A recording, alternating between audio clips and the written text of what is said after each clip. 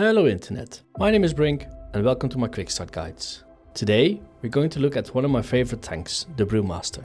This isn't a full deep dive, see it as a core rotation guide, providing you with the foundation you need to start in Midnight. This video will help you understand how the spec works and get you quickly comfortable at the start of every season in this expansion. No homework, no spreadsheets, just the important knowledge you need to start tanking as a Brewmaster. Quick heads up, during this video my voice sounds a bit rough. That's flu season plus a toddler doing its thing. I tried to tank it, mitigate it, even kite it, but that debuff still went through. But it didn't stop me making this video, so I do hope you enjoy this Shado Pan Brewmaster guide. For this video we'll be focusing strictly on the Shado Pan Brewmaster rotation and how it works together with a few important talents. This way you get a clear understanding of what's happening and why. So why Shado Pan? Currently, Shado Pan is one of the best performing tanks on the beta. There's still a few weeks before Midnight, so things can still shift. But it's looking pretty decent for the Shado Pan Monk. It's done a plus 21 and its damage output is doing good. The new visual from Flurry Strikes are a really cool addition to its hand fighting kung fu playstyle. So let's dive straight in.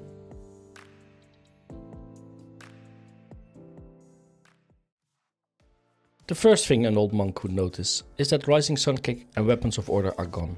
Chi Burst is still there for you to use when you need a global to press or want to pull something from a distance. Important spec talents. Exploding Keg has been made more impactful. Not just increasing damage, now also resets the cooldown on Keg Smash.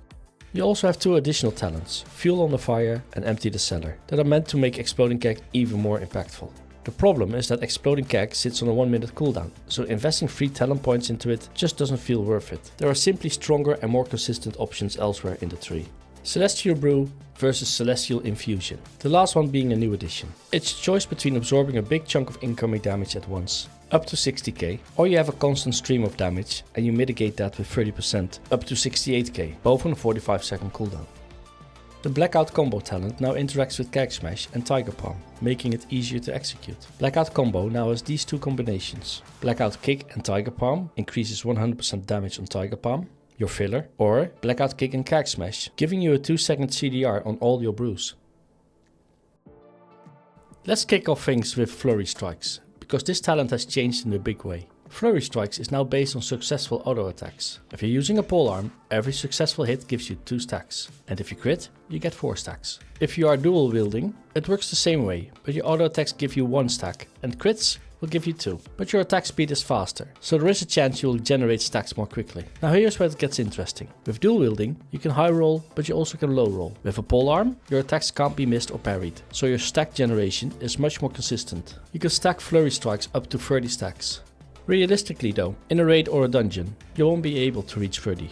If you do, you're either standing AFK or playing something very wrong, not hitting Keg Smash. Another big change, Flurry Strikes is no longer triggered by spending energy. You proc it now by using Keg Smash, which makes it much more tied into your core rotation. And honestly, just look at the animation. I think it's a real cool addition to the Brewmaster playstyle. Our old tier set is back, with the next talent Stand Ready. Activating your Ox gives instant 10 stacks for your next Flurry Strikes. That will be triggered at 70% effectiveness. Wisdom of the Wall. Your Black Ox causes Breath of Fire to launch 9 Flurry Strikes. So basically what's it gonna end up looking like is that you go in, hit your Black Ox, Keg Smash, trigger Flurry Strikes from the 10 stacks, and then Breath of Fire for another 9 Flurry Strikes. Your goal in this window is to dish out as many Keg Smashes and Breath of Fires to do as many Flurry Strikes as possible. A trick here is saving your Exploding Keg for this window, as it resets Keg Smash cooldowns for more uses. Now for the Apex, called Bring Me Another. Bring Me Another is a passive damage focused Apex talent that enhances your brew abilities without really changing your rotation. When you use brew like Purifying Brew or Celestial Brew, you have a chance to generate an empty barrel. Your next Keg Smash throws that barrel, dealing extra physical damage and bouncing it to additional enemies. The supporting nodes increase that barrel damage and can reset Keg Smash and even make it free to cast. The capstone also adds a small group benefit. Using Fortifying Brew or Celestial Infusion grants you and nearby allies a healing over time effect when they take damage. Overall, it passively boosts your damage and adds minor group healing without changing how you normally play. The animation isn't as spectacular as your Flurry Strikes.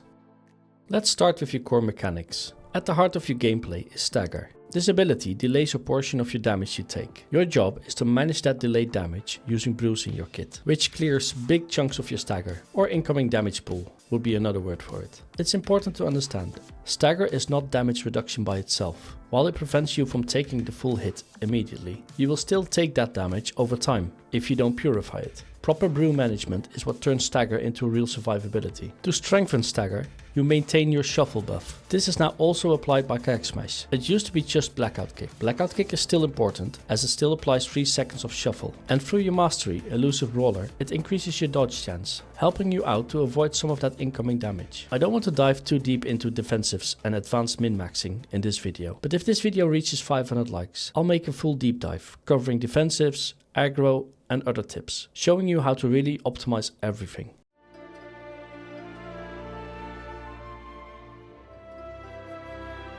Instead of memorizing a fixed order of buttons to press, it's much more useful to understand what your rotation actually means. The goal here isn't to help you memorize an order of spells, it's to provide you with an understanding what it is your abilities are doing and why you're pressing them. First, your resource is energy. This regenerates passively over time. So you're not a builder spender, you're more of an efficient spender. Keg Smash has 2 charges. It does damage to your main target and splash damage to surrounding targets. And it removes their movement speed. Deals reduced damage beyond 5 targets and it applies shuffle. Now for the additional stuff it all does. It also unleashes your flurry strikes, lowers your cooldown on your brews and resets cooldown on your breath of fire. And your next Vivify is free. The lowering of the cooldown is because of Blackout combo and only activated if you use Blackout Kick first. Keg Smash then lowers the cooldown on your brews by 2 seconds, and that's for all your brews. That's already a lot happening, making your Keg Smashes pretty important. Blackout Kick costs no energy, does moderate damage and grants 3 seconds of shuffle, increases your dodge chance and is your Blackout combo enabler. Tiger Palm costs 25 energy, does moderate damage and reduces cooldowns on your brews by 1 second. Damage and CDR can be increased by talents. Spinning Crane Kick. Physical damage over 1.5 seconds to all enemies within 8 yards. Deals reduced damage beyond 5 targets. Breath of Fire costs no energy, does low amount of damage, but if targets been splashed by Keg Smash, it does more damage and these enemies do 5% less damage to you for 12 seconds. This can be buffed and it can breathe 2 more times. Because of a talent Dragonfire Brew, it deals 100% more damage and it does 2 additional breaths, both dealing a low amount of damage.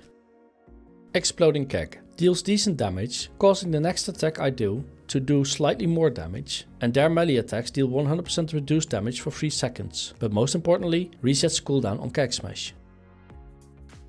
Invoke Nizao, the Black Ox, on a 1.6 minute cooldown. Summons your Black Ox for 25 seconds. That attacks your main target and stomps when you Blackout Kick, damaging all nearby enemies. Here's the cool part. While Nizao is active, he takes 40% of the damage that would normally go into your stagger. When you use Purifying Brew, Nizao gets healed for the same amount of damage you clear.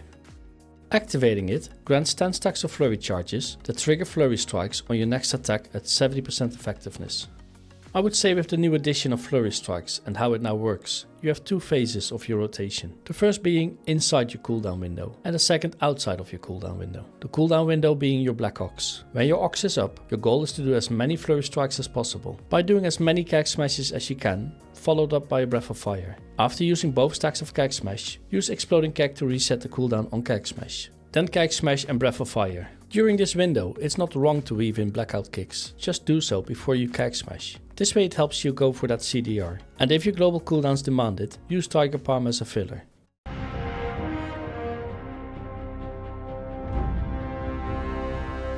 Brewmasters follow a priority system, with Keg Smash being your most important spell now, then Blackout Kick. With that out of the way, just know you're always trying to do combos, as explained in the talent section. Go to a training dummy and practicing the following. Open with Blackout Kick, followed by a Tiger Palm, Keg Smash, Breath of Fire. You have now successfully pressed all your abilities in the right order. You activated Blackout combo by opening with Blackout Kick. You spend that combo on more damage on your Tiger Palm, then did a Keg Smash that triggered the flurry strikes, and finished with a Breath of Fire, which global cooldown would get reset by Keg Smash.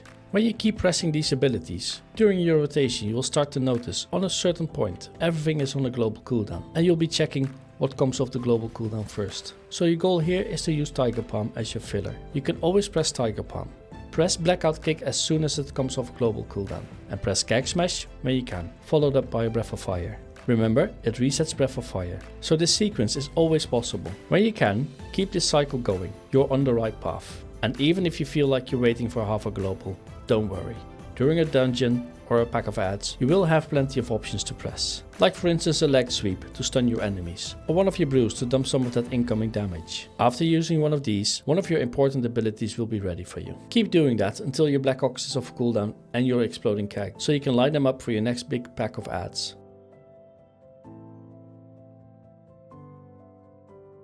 Starting from the opener. Many of the old guides would say start with chi burst from a distance, just before you pull the pack. You can do so if you want. I myself never felt it was that important. And these days your keg smashes have a massive reach, so it's up to you if you like doing this. Just make sure you start off with popping your Ox. Different from other tanks, you don't really pop a defensive before pulling. Remember, you are taking damage first, then managing your incoming damage after. If you do need a big defensive for a massive pack, use Fortifying Brew. So next you go into a pack. Open with a Keg Smash to get that splash damage. This should already provide you with some decent aggro on all the adds. Breath of Fire, Keg Smash. Breath of Fire, Exploding Keg. Keg Smash, Breath of Fire. Now start weaving in Blackout Kicks followed by a Tiger Palm. My thought process is as followed. I'm trying to use Blackout Kick before my Keg Smash, if my Fortifying Brew is on cooldown.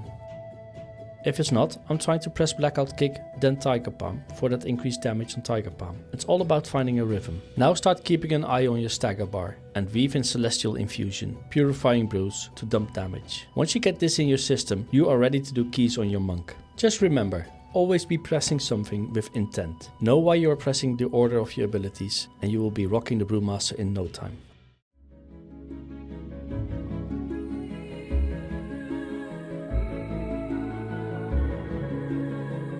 Last note on defensive cooldowns. Use the right cooldown for the job. Brewmasters have a lot of defensives, but they're not all the same. Some cooldowns are short and flexible, others are long and very powerful. In general, the longer the cooldown, the more careful you should use it. Also, match the cooldown to the damage type. As a Brewmaster, your talents can really change how tanky you feel. Take Celestial Brew versus Celestial Infusion. They're similar, but they work differently. Celestial Brew gives you a big absorb for a short time. Great for heavy bursts. Celestial Infusion absorbs less at a time, but over a longer duration. Infusion usually feels smoother for your healers, because you're still taking some damage that can be topped off with your passive healing. So think about the kind of damage you're facing and pick the option that fits the situation. And there you have it. That's the full breakdown. Keep the cycle going and you'll maximize both your damage and survivability. It's time to wrap things up. There's honestly a lot more we could talk about with the Brewmaster Monk. This class also has a lot more going for it, so it's definitely worth a deep dive. Smash that like button and I will provide you with one. For now, we covered a lot, just going over your core rotation, so we're going to end it here. I hope this video helped you out. If it did, drop a comment below and let me know. Talent build links can be found in the description below. With all that being said, I'll see you guys in the next one. Thanks for watching this video, and until next time, Brink's out.